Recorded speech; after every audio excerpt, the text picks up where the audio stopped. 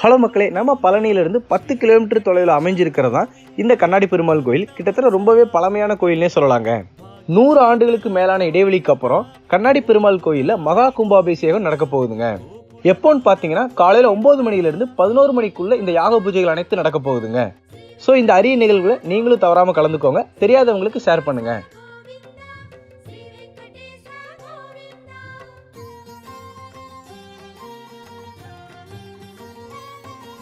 श्रीरमालोल गोविन्द क्षमा सागर